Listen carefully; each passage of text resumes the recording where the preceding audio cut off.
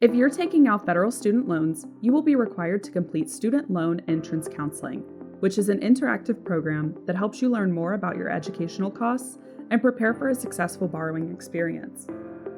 Your school will be notified upon your completion of the program so that your federal student loans can be dispersed. There are 6 modules, each with their own set of information and activities, which we will briefly go over in this video. Estimate the cost of your education. In this module, you will learn about the different kinds of costs associated with college, such as direct and indirect costs, which together make up the cost of attendance. Then you will get a chance to calculate your school's cost of attendance using an interactive tool. While these costs introduced in this tool are helpful, pay attention to the school's estimate of indirect costs. These costs can vary widely by student, depending on your personal circumstances.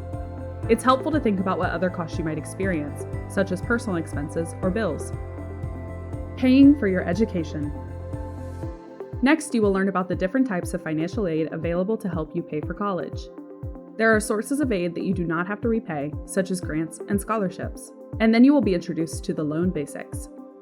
Remember, loans are a type of financial aid you do need to repay with interest. Pay extra attention to the comparison between federal and private loans in order to understand why borrowing federal student loans may be more beneficial to you in the long run. Federal student loans.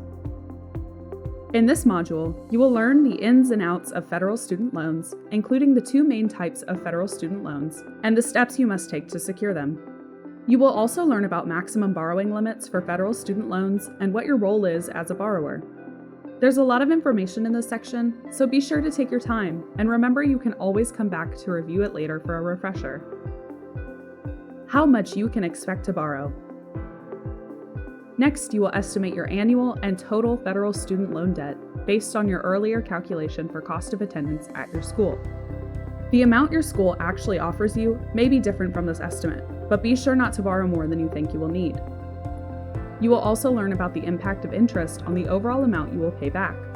Though the amounts in this section may be a lot, making payments while in school can help reduce this total amount. Prepare for repayment after school. Next, you will learn more about student loan servicers.